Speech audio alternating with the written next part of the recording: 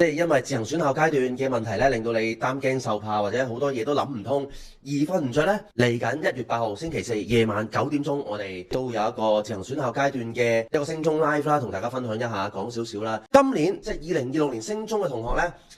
教育局公布咗個數字啦，係咪真係個競爭好激烈呢？嗱，有幾樣嘢要考慮啦。講到面試咧，嚟緊我哋喺1月25號開始，連續3個星期日咧，我哋都會搞一個最後嘅面試嘅 intensive 精讀班㗎啦。如果有興趣嘅同學咧，呢個 QR code 都可以幫到你。大家好，我係郭 Sir。今日咧2026年嘅1月6號啊，喺度同大家講聲新年快樂先。唔係咧，今日係今個年度啦，或者今個年啦，2026年比較凍嘅一日啊。今朝早咧，郭 Sir 起身去跑下步嘅時候咧，就係10度嘅，體感溫度3度。咁落到街咧，其實就都唔係話真係非常之凍，但係都即係感到一啲涼意啦，即係凍凍地啦，跑起咗上嚟都會出汗，亦都會熱嘅。咁但係今日唔係想分享呢樣嘢，有冇凍到瞓唔着，還是係即係因為自行選校階段嘅問題咧，令到你擔驚受怕，或者好多嘢都諗唔通，而瞓唔着咧？瞓唔着咧就啱啦，睇多啲郭 Sir 嘅片，或者咧睇緊呢條片嘅時候 subscribe 咗我哋 YouTube channel， 撳埋隔離個鐘仔，一有新片會通知你㗎啦。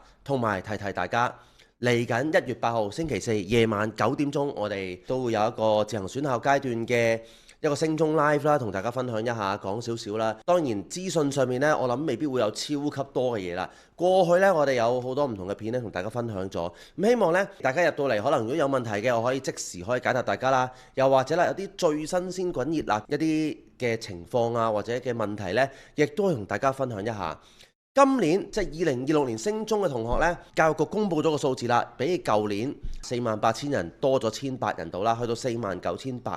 咁係咪所有人都會跌咗落去自行選校階段同埋我哋統一派位裡面呢？咁又唔係嘅，因為有部分嘅同學可能會揀直資學校啦，有人會揀私校嘅喎，而亦都有好多人咧都發現咗，點解今年好似去親啲學校參觀中一資訊日呢，超多人參觀咁嘅呢？又係好似多咗好多人呢，有一啲校長啊聲稱啊，自己收多咗好多份 form 呢。係咪真係個競爭好激烈呢？嗱，有幾樣嘢要考慮啦。而家資訊發達啊，又或者啦，去到正式嘅後疫情時代啦，而家即係叫做冇咗個疫情啦，大家都係好自由地出入啦。加上睇咗好多郭 Sir 嘅片啊，或者唔同同業嘅片，都提大家記得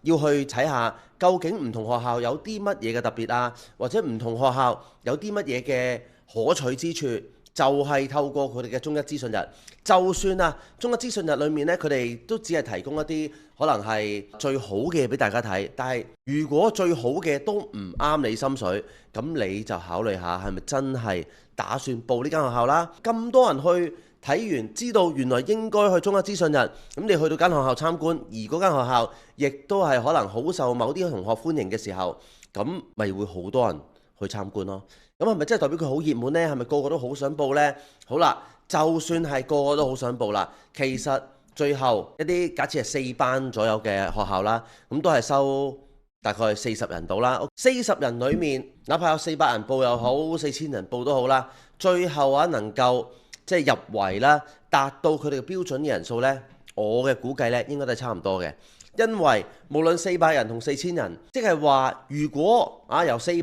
好講4000咁遠啊，變咗1000先啦，2倍半啊多咗，由400變咗1000，咁即係話有另一啲學校就會由可能當都係400做起點，可能400變咗300甚至200更少嘅喎。咁邊啲學校先會出現呢個情況呢？係不得而知嘅。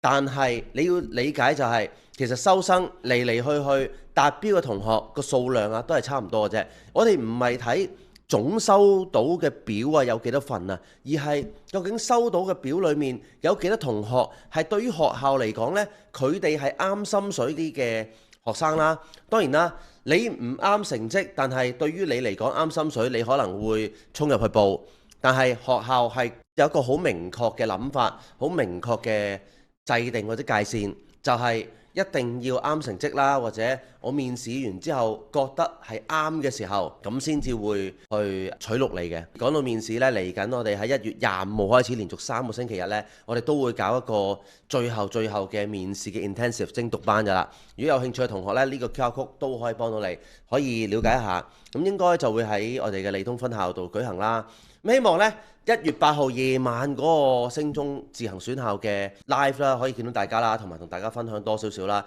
咁同埋呢幾日勁凍，着多件衫，唔好冷親，因為即將可能要面對面試啊，或者預備你嘅情衫，如果病咗，可能有2-3日停滯咗嘅話呢，咁啊唔抵啦。就算即係唔係攞嚟溫習2-3日，攞咗去玩都開心啊嘛，係咪？咁個 Sir 呢，今日分享去到呢度啦，希望呢啲嘢可以幫到大家手，同埋8號晚可以見到大家，我哋到時見，拜拜。